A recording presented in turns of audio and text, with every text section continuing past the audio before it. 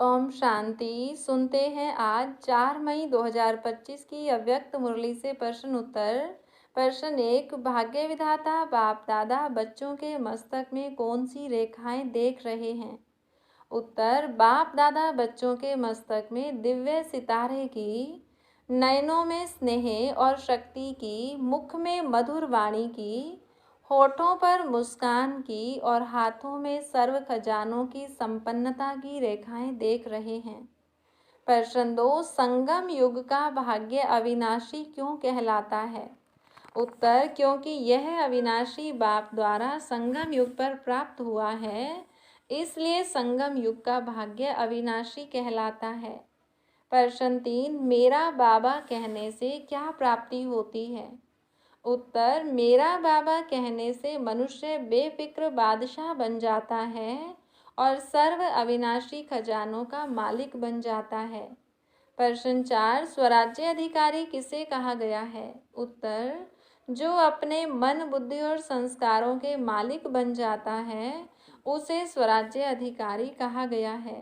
प्रश्न 5, पॉइंट अभ्यास का क्या महत्व है? उत्तर, पॉइंट अभ्यास से मन को एकाग्र करने, व्यर्थ को समाप्त करने और अंतिम समय में पास विद ओनर बनने की शक्ति प्राप्त होती है। प्रश्न 6, बाप दादा ने कौन से बच्चों को चांसलर कहा है? उत्तर, जिन्होंने अभी अभी बाबा को जाना है, पहली बार मिलन में आए हैं, लेकिन तेजी से पुराना बन आगे बढ़ने की भावना रखते हैं, उन्हें बाप दादा ने चांसलर कहा है।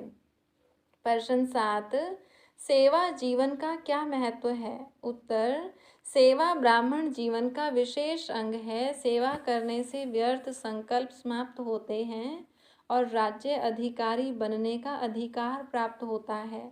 प्रश्न 8, संगम युग पर प्राप्त अनुभूति का भविष्य से क्या संबंध है?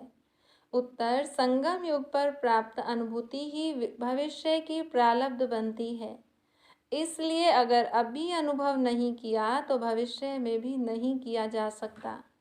प्रश्न 9, मास्टर रचता होने के नाते समय का क्या महत्व है?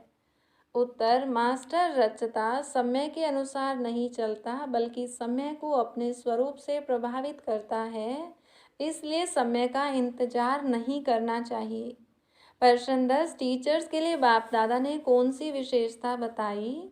उत्तर, बाप दादा ने कहा कि टीचर्स की फीचर्स ऐसी होनी चाहिए जिससे उनका फ्यूचर दिखे, उन्हें देखकर शांति और स्वर्ग की अनुभूति हो। प्रश्न 11, दुख को डाइवोर्स देने का क्या अर्थ है? उत्तर, इसका अर्थ है कि आत्मा को कभी भी दुख को अपने पास नहीं रखना है, उसे समाप्त कर सदा सुखी रहना है। प्रश्न 12, चलते फिरते फरिश्ता बनने का क्या तात्पर्य है? उत्तर, इसका अर्थ है कि आत्मा की चाल, वाणी और व्यवहार से दिव्यता प्रकट हो, जिससे दूसरों को स्वतः ही ईश्वरीय अनुभव हो। प्रश्न 13, वरदान में याद और सेवा के बैलेंस को किस उपलब्धि से जोड़ा गया है? उत्तर, वरदान में कहा गया है कि जो आत्मा याद और सेवा का बैलेंस रखती है वह हर कदम में चढ़ती कला का अनुभव करती है और राज्य अधिकारी बनती है। हर रोज की मुरली से प्रश्न उत्तर सुनने के लिए चैनल को सब्सक्राइब करें और बेल आइकन जरूर दबाएं। वीडियो को दूसरे भाई बहनों के साथ शेयर जरूर करें। ओम शांति।